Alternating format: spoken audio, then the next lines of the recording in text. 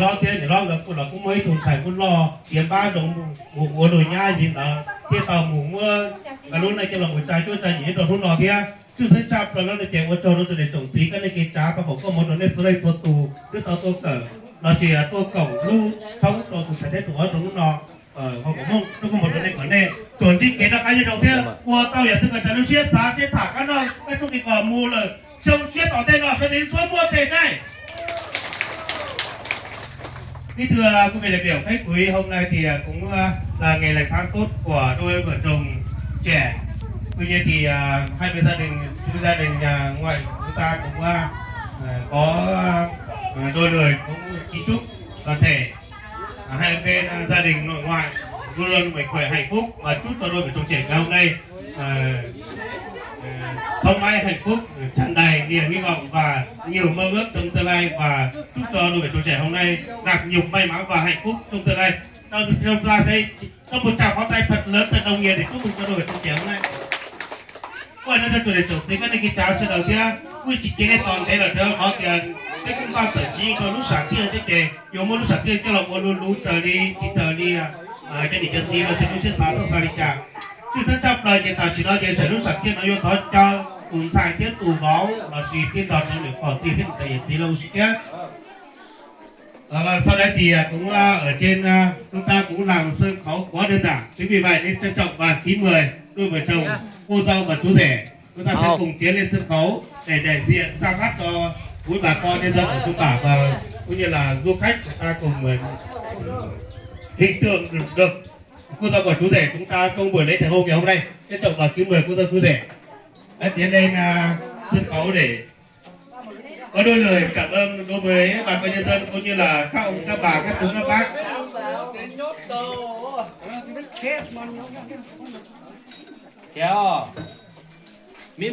Tiến lên sân khấu chính là cô dâu và chú rể của chúng ta trong buổi lễ thầy hôn ngày hôm nay. Chúng ta sẽ nổ một tràng pháo tay thật lớn thật nồng nhiệt để chúc mừng cho đôi vợ chồng trẻ ngày hôm nay.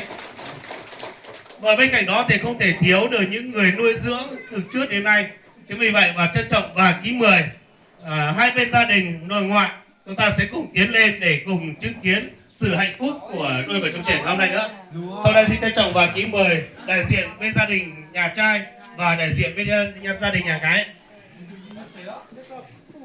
Bên gia đình nhà trai sẽ đứng ở bên cô dâu, còn bên gia đình nhà gái sẽ đứng ở bên chú rể.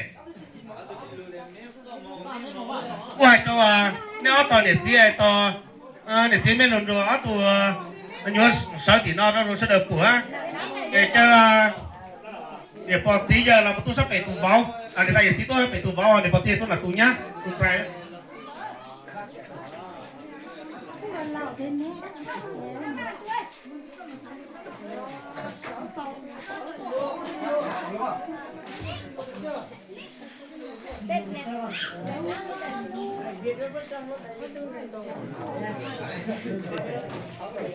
Thì đến tới chơi đó nó bỏ thì sạch tiếp thì nó chơi sáu thì nó chơi thời gian xài tiếp vào tiếng đọt trong điểm bỏ đọt trong điểm tí giờ thế để tại điểm gì đó thì nó có sẽ được nước sông một tay nó đâu cái trong xuyên sai.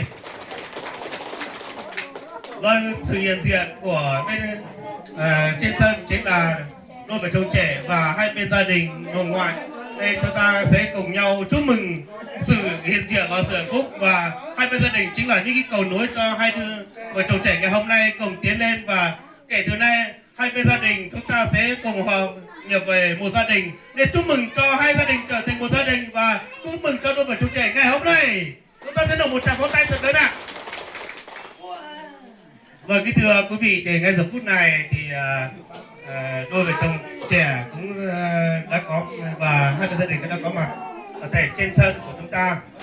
Đây là những cái ngôi nhà đầu tiên của đôi vợ chồng trẻ và sẽ hạnh phúc mãi mãi để tỏ lòng biết ơn sự hiện diện của các ông các bà các chú các bác. Chúng ta sẽ cùng nghe được đôi lời phát biểu cảm ơn của hai bên gia đình, đặc biệt là bên nhà trai và bên đại diện bên nhà gái. Đầu tiên thì cũng xin mời đại diện của bên nhà gái trước, bởi bên này là bên ngoại nên xin mời đại diện của bên ngoại trước ạ.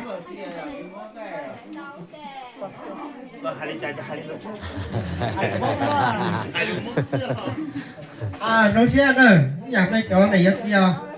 nó nói là tụ mùa nó cho chó về à là hù tổng cái này xịt tạo ra to thì nó nói là pe núi rồi rồi pe ở tòa vậy là tụ mùa là nó nói mùa này là gì ở thảo phật có mùa này của mùa ở nhà chụp lô xí đi lô xí lừa ở nhà của khai nhà của rồi ở nhà chỉ chụp lô chỉ chụp từ rồi ở khai tàu của xí thì có một cái tụ mùa hết tôi gì là cứ một là một hồ ở chỗ cái tôi cầu để nó là họ phải có bộ suất là ở tôi khai tàu của ở nhà lừa dương xí nữa phải có bộ suất là ở trong lừa tại trong xe tôi phải có bộ suất là một là bộ hồ từ bộ là tế là của nhau mà cho rồi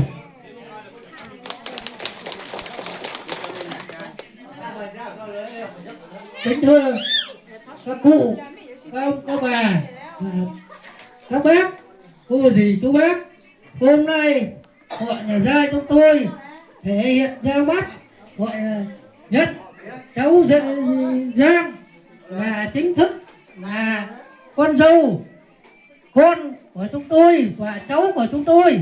Hôm nay chúng tôi cũng giao cháu sang cũng là con rể và các cháu của các ông các bà thế này. Chúng tôi cũng không biết nói gì hơn hết. Chúng tôi có sơ suất gì thì xin phép các ông các bà các cụ cũng lượng thứ. Chúng tôi cũng không biết nói gì hơn hết. Chúc các cụ các ông các bà và các bác sang năm mới một sức khỏe dồi dào và hạnh phúc. Thôi chúng tôi có cái gì thì các cụ cũng lượng thứ. Chúng tôi xin chân thành cảm ơn.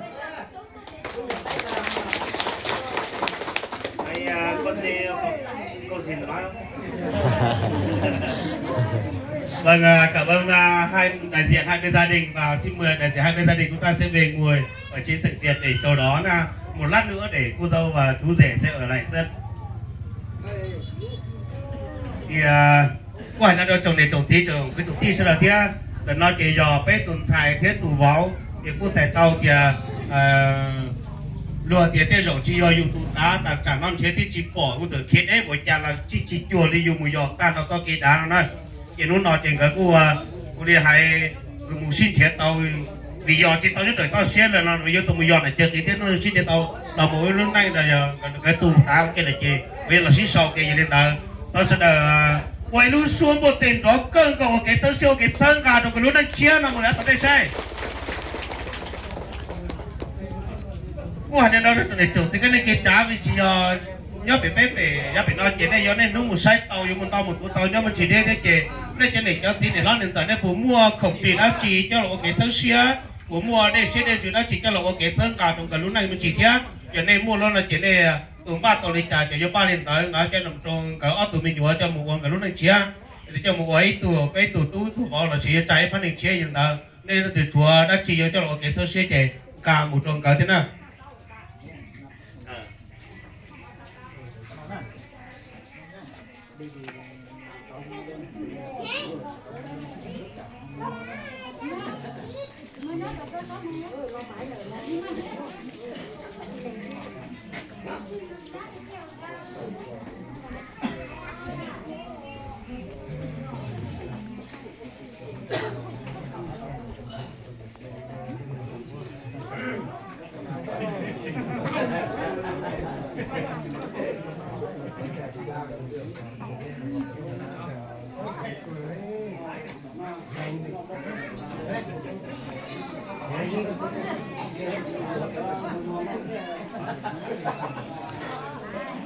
Nhưng vì trong tao trên nói chuyện người tôi cho muốn thành cái của tôi một tu thế là thì sẽ đời là mỗi lúc xưa ở lúc xưa buộc thì nó có cho nó cái thứ xe cho cái tôi cái đồng xe cho lúc nào đó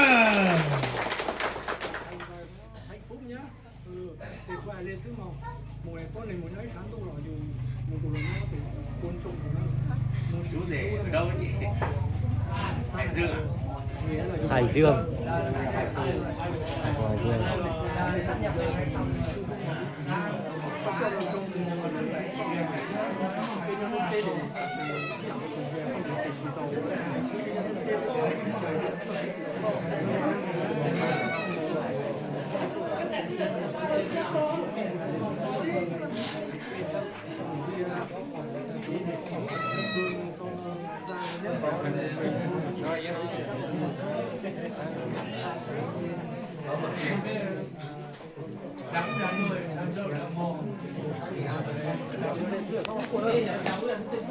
คนตาเน็ตไตที่เหยียดสีเราโดนเน็ตพอสีเหแล้วกุ้งก็tới lò lù cho cua nóจะlà hai đôi chủ đề trồngสีcái này cái giá sẽ là tiền nút lòng cái cô tu còn xài là chủ lý này sẽ được qua cái căn tu lửa nút này họ mua tu muốn xài qua thế là chuyện này cho trồng thì để thó nó cát cho cái theo nó cái chừng nhớ qua còn nó đây cổng ý à còn đây tu cổng cái nó cùng xài từ túi của nó thế là chuồn gì tận nó chè họ có cái trong xía cho là trong xài tiếp vòng cái lúc này nhất trong nó thế rồi chè vấn đề lo chè họ có cái shit của tề lòng ok thế lời đầu tiên để đôi vợ chồng trẻ ngày hôm nay rời khỏi sân về chúc mừng và có đôi lời phát biểu và chúc mừng cho quý ông quý bà quý các chú các bác các cô các dì chú bác ở đây thì đầu tiên thì hai bên đôi vợ chồng trẻ có gì để tặng nhau không hay là đã tặng rồi thì hôm nay chúng ta chỉ thông qua còn là chúng ta không phải tặng nữa mà cũng chẳng nói gì cái đấy thì ở nhà chúng ta đã ở quê chúng ta đã tặng rồi thì chúng ta sẽ thôi có tặng gì nhau không ạ? Không thì được rồi. Để tỏ lòng biết ơn và thật sự hôm nay là hai em đã trở thành hai đôi vợ chồng trẻ hôm nay đã trở thành vợ chồng thật sự để sự chứng kiến và sự hiện diện đó để các ông các bà các chú các bác cô dì đã được chứng kiến thì hôm nay giờ phút này thì sẽ tỏ một cái lòng thân ái thật sự đối với hai đôi vợ chồng để chứng kiến sự thật lòng của đôi vợ chồng trẻ ngày hôm nay cho cô dì chú bác để tưởng chứng kiến và sáng mắt ra là kể từ nay là hai con trở thành đôi vợ chồng trẻ kể từ giờ phút này thì để tỏ lòng biết ơn đó thì sau đây xin trân trọng và kính mời đôi vợ chồng trẻ chúng ta sẽ có một nụ hôn ngọt ngào trước sự hiện diện của quý ông quý bà quý cho cô chú bác ạ. 3, 2, 1 đấy vừa hôn vừa khóc kia đừng đại quá đó xin đồng xếp chấp và nó có thì lúc này nằm mà cũng bỏ tao thì cho xài mùa lúc đang chia yếu chỉ có cái lúc cùng mùa kia mà cũng chủ yếu bỏ lâu nay nhưng mà hồi bỏ yếu tù thế nào họ đôi lên mà có linh bỏ tao thì dùng mùa như một đến để gì đấy cứ đến thì đang câu đến mùa thế nhá thì nổi lên tờ dù cua bỏ tao thì dù cua giòn giòn thế chuột chuột thì thực hiện nó cho áp tổ thế dù một pi luôn này chết thì trong cái khứ nó cứ học chỉ tập bao rồi cái chừng một pi luôn này chết thì tập bao giờ chả thế và chỉ nói thì phải cho tú xài tiếp bóng cái cua lòng một đoạn cái này cái cháu sẽ đỡ lòng nhé sau đây xin trân trọng và kính mời đôi vợ chồng trẻ chúng ta sẽ cùng tiến về vị trí của mình để cùng có đôi chén rượu để đi chúc mừng và cảm ơn quý ông quý bà các chú các bác đã đến chúc phúc cho đôi vợ chồng trẻ ngày hôm nay. Đôi vợ chồng trẻ ngày hôm nay đó số là 10 phút cho anh đọc bên tụi tôi đấy tụi xài là gì tụi tôi đấy tụi nhà hậu kia nó tụi xài tụi báo nữa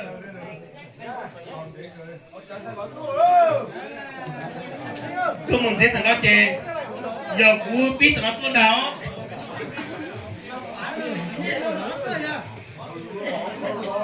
hậu đó cú dọc đấy số nào hậu đó cú biết tuôn đó cú lên đây cho cú mua chỗ này chúng nó có hậu sửa gì đó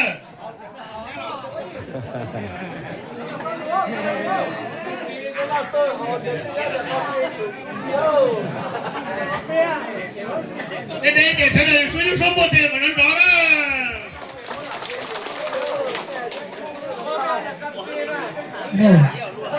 Tôi xin phép như thế này, xin phép các cụ, ông các bà và cô dì chú bác hôm nay là hạnh phúc của hai cháu đến giờ phút này vì điều kiện đường xá xa xôi nên họ nhà giai chúng tôi xin phép các cụ ông các bà chúng tôi trở về dưới xuôi là xin cảm ơn chân thành cảm ơn các cụ ông các bà và các cô dì chú bác ở lại ăn cơm và là để ngon miệng.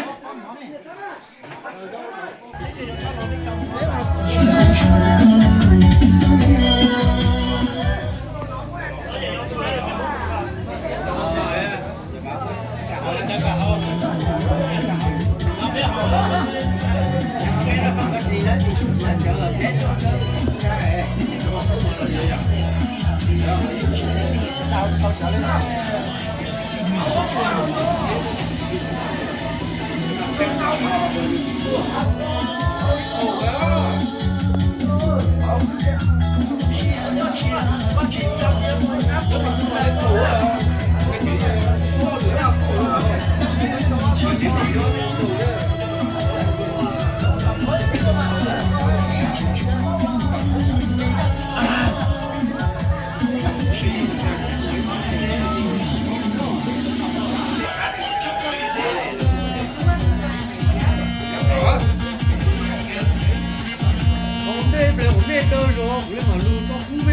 giờ là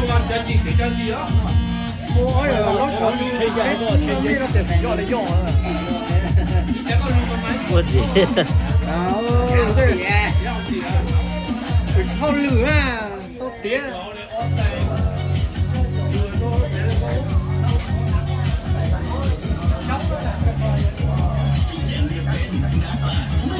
hào à mấy bé ca học qua đĩa tua ra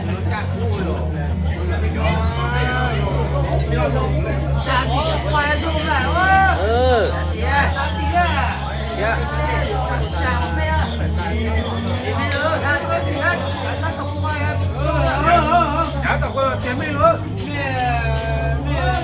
đi khía mấy gà mà trái của YouTube ư ra giang ư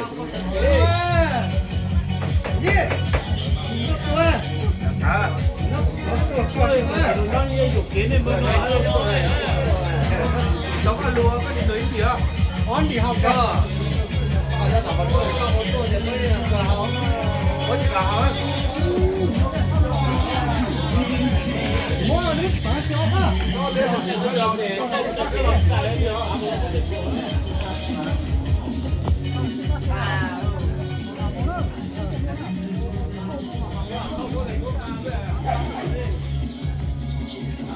cho kìa tao học của tao okay.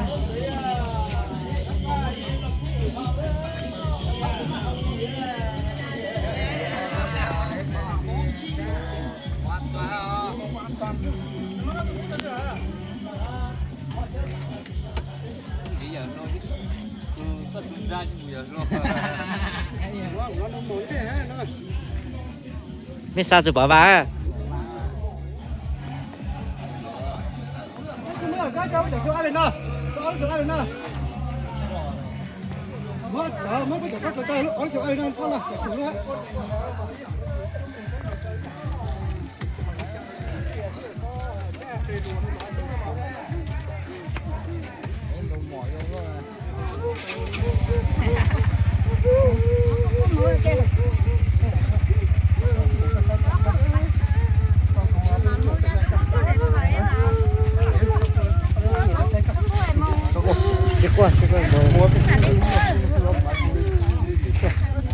mua tên nó là tiêu khẩu tốt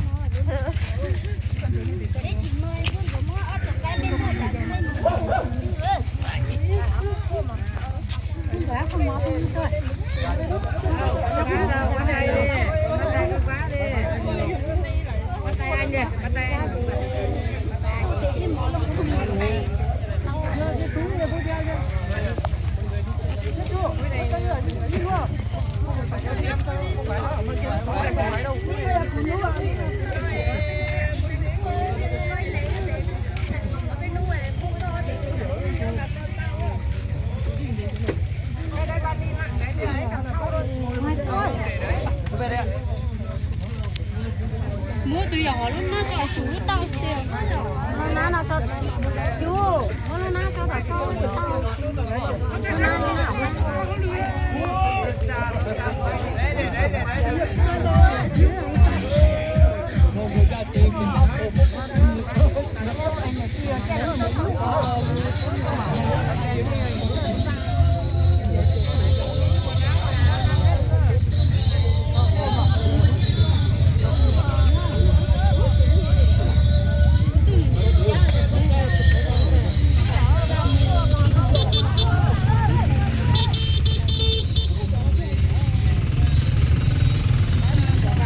chụp bà tao ha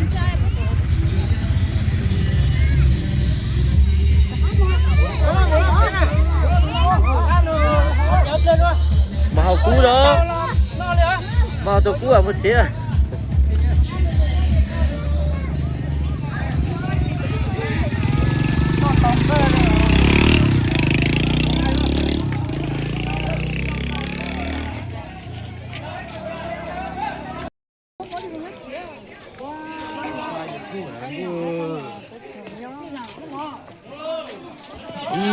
Dạ.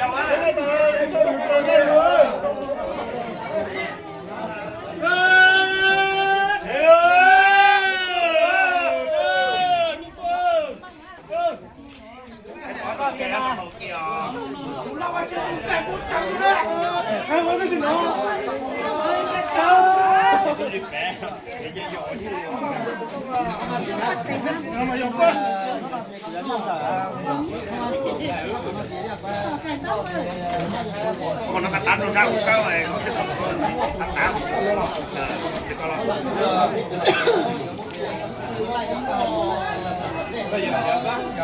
đấy tôi hồng mà sẽ được ưa.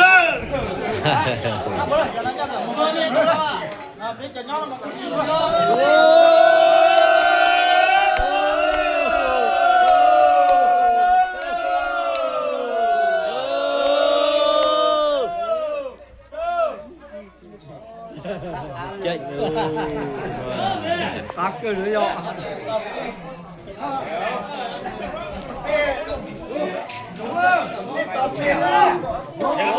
Bây giờ cô tiếp tục rồi nhé. Một chút thời thôi.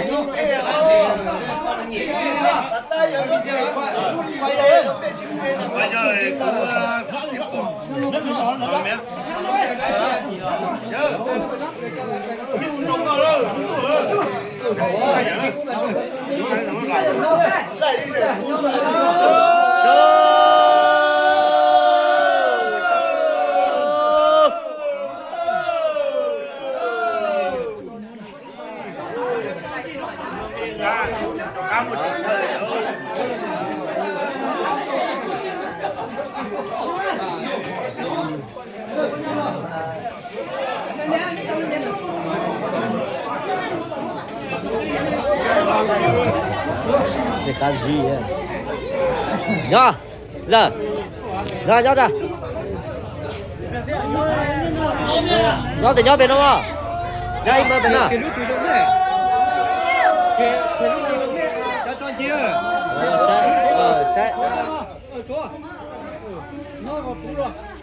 nhót của bố hay lấy báo cho cú thôi.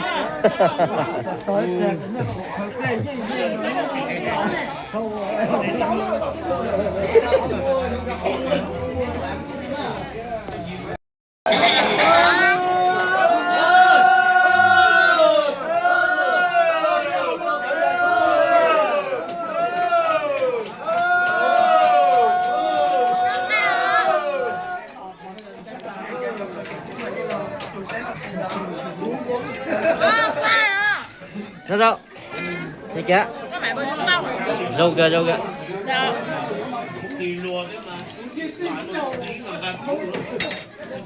nó tự nhiên mà nó tự nhiên rồi. thì kìa bây giờ mà nó có chỗ á.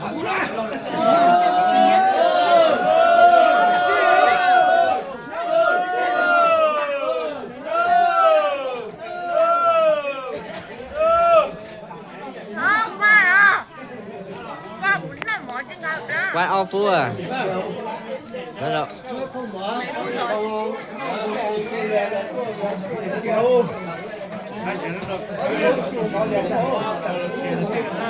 Nó bịa. Lỡ con nó bịa lỡ.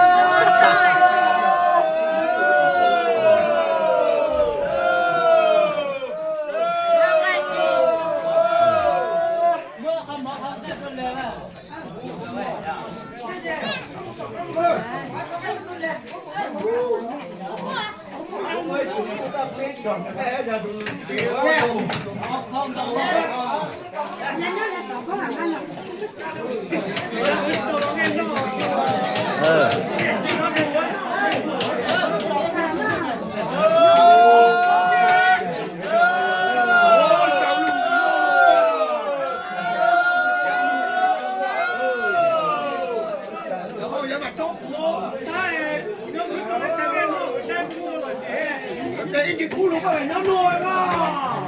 À, thấy hai phương rồi chứ.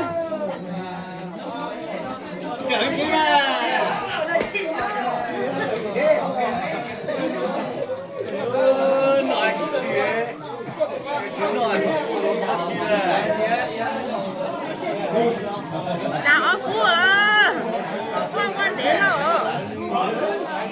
Nó tự nhiên luôn gì tới đây. Wow, nhắn nó tự nhiên lại rồi.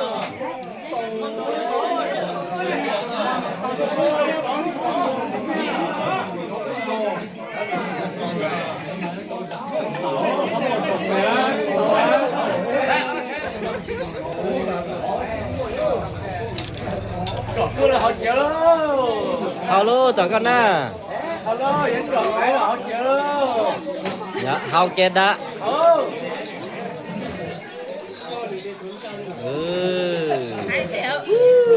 Rượu rất là ngon nha.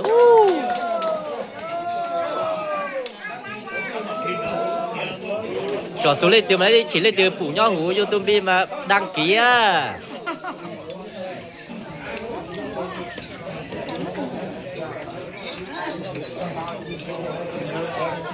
Tôi xuống tận lại. Đó, đây chỉ là hậu là.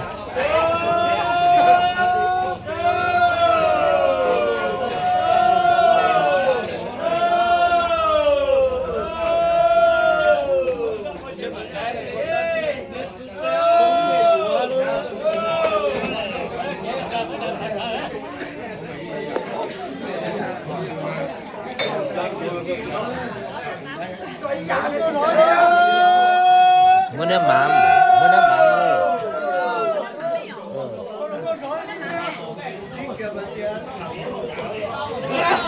Nó để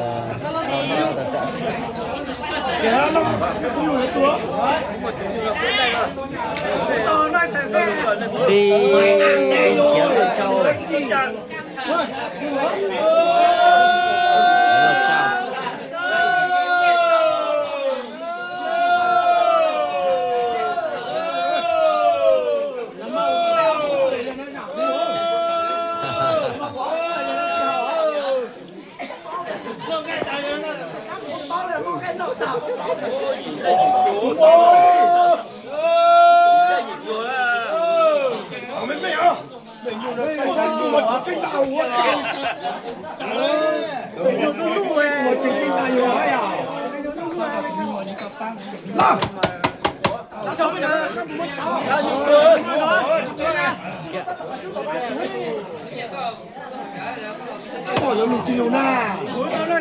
Sao?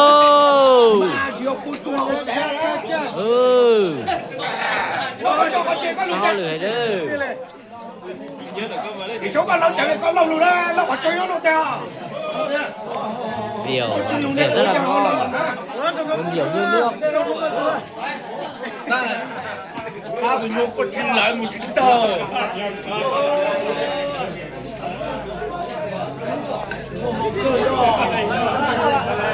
Kaya là kia chắc nó có chụp đi hay là để cho mẹ. Anh này tôi phải nhận nhau. Dài à xanh gì hay đâu. Chèn đó. Đi chơi con mình đã. Chèn đi.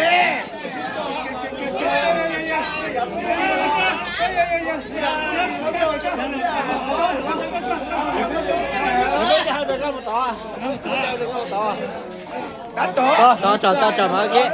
Rồi thì thế, tập lé. Cái là hai cú à. Cho được bây giờ cũng được. Có đây mà chót hả? Im là chót to. Này này, qua mua cho được không cô. Thì qua cho từ từ tôi đồng lên lại thế này, lại được cái lại tận thế hả? Nó có cái to, cái nó thì Mua nhiều đó cũng mà cũng hút từ nó. Đây nghe, lá chứ lão rồi. Mà từ nhua.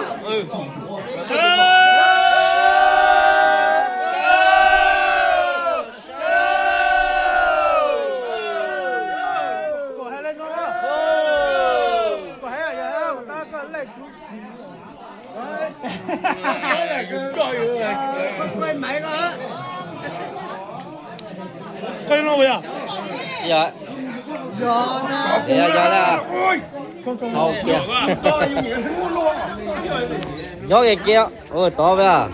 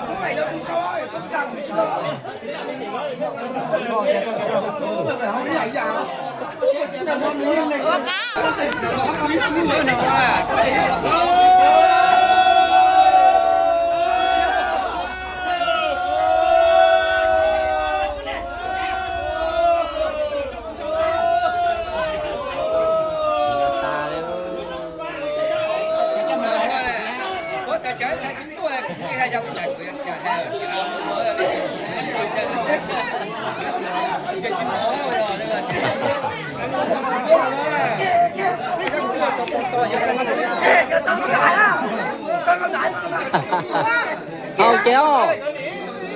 Hầu kìa kìa.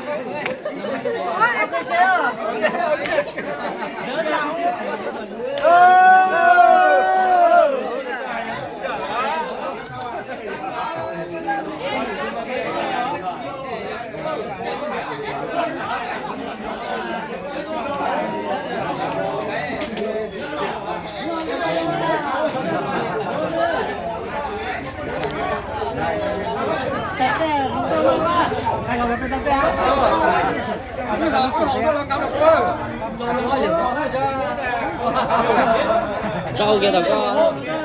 Nó là bia ơi, mưng bia.